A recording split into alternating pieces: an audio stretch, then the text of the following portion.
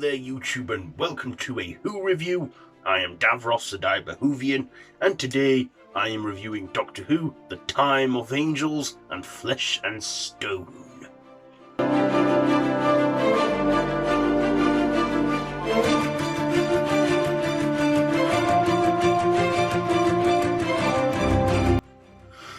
So this is a two-part episode from Series 5 where the Doctor discovers a message on an alien artifact or a futuristic artifact from River Song and comes to her call, and then River Song and the soldiers, who are also priests because the church has moved on, also embark on a mission to find this crashed spaceship, and along the way there is a cargo of a weeping angel.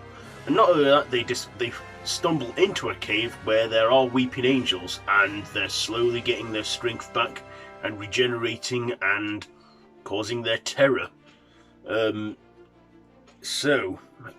get on to my likes and dislikes about this one. First of all, the first 3 episodes of Series 5 are all bright and colourful and sort of feel good, but this one, it went dark in this one.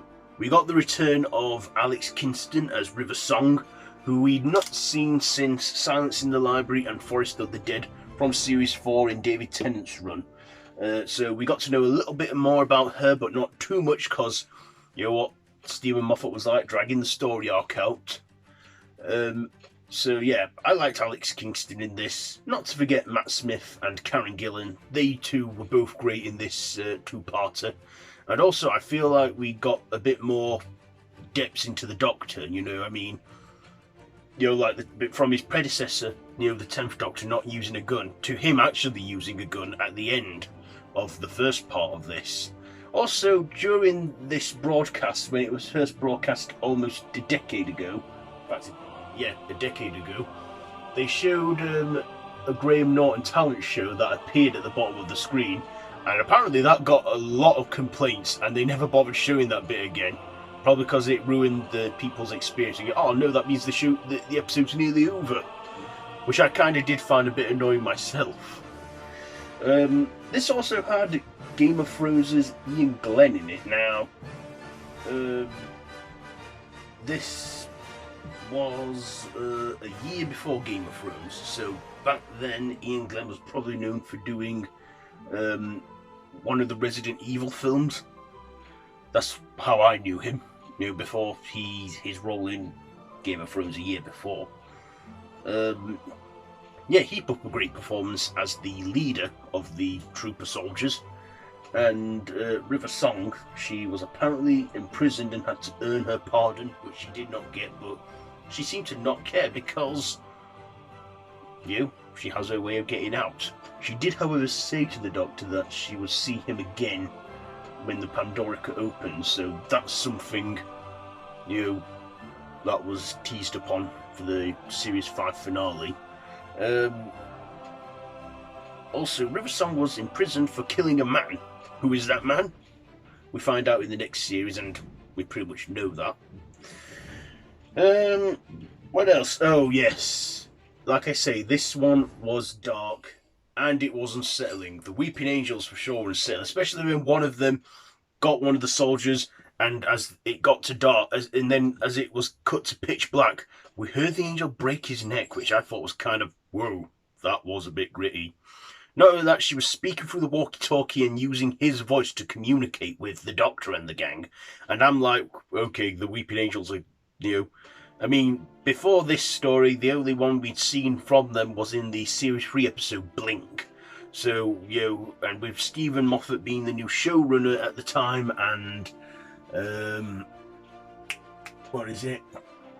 taking his own original creation, he, brought them back. So, I thought the Weeping Angels were quite creepy in this. Like I say, the Weeping Angels are a bit of a creepy monster, because it's like, it's like, if they're standing in front of you, you blink, you go back in time, live out the days you should have lived in the past, and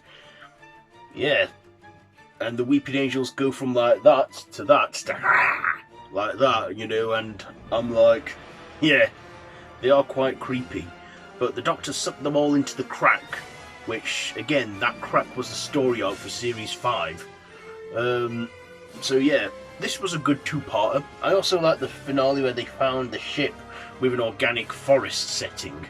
Like I say, this was a very dark and creepy one, and unsettling in some parts. Karen Gillan playing Amy Pond. Now, she sort of winked at an angel, and had hallucinations about the angels. Also in this, we actually saw the angels move, because, you know, when a weeping angel's observed, they can't move, but when Amy's got her eyes shut, she can, you know, eventually the angels work out that she's not looking at them. Also, she can't open her eyes because she starts counting down from 10, and something will happen to her that the Doctor tells her about. But yeah, I thought that was creepy as well, watching the weeping angels slowly move around. You know, like flesh and stone. But still, this episode ended on a good note. This two-part episode ended on a good note. And, yeah, it was, you know, the first two-parter of Series 5. And we were nearly at the halfway point at this rate with the episode. The two-part episode. So, yeah, I do enjoy this one. I've watched it a couple weeks ago, and I thought this is probably long overdue a review on this channel, so here it is. So yeah, this had good visuals as well. I'd say, oh, this also had a little cameo from the streets in the opening scene when River Song kissed him with hallucinogenic lipstick from the 51st century, you know. So what else? Yeah, this had some good visuals in this, especially with like the spaceship and what have you, and the, you know, the crack and everything.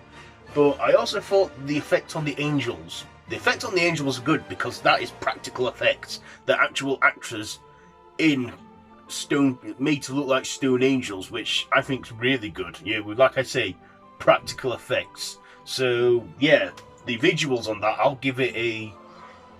You know what? I'll give the visuals a 7. The performances, I will give it a 8, and the writing, I will give that an 8 because, like I say, creepy episode. Stephen Moffat really knows how to up the creep factor in his in some of his episodes of the show. So yeah, I think that's pretty much it for this Who review on the Time of Angels and Flesh and Stone. So have you seen this one? Let me know down in the comments below if you have. If you like this video, be sure to give it a big thumbs up, share with your friends. Please subscribe to my channel if you haven't already, and to hit that notification bell. All my social media links are down below in the description. I've been Davros the Whovian, and until next time, run for your life.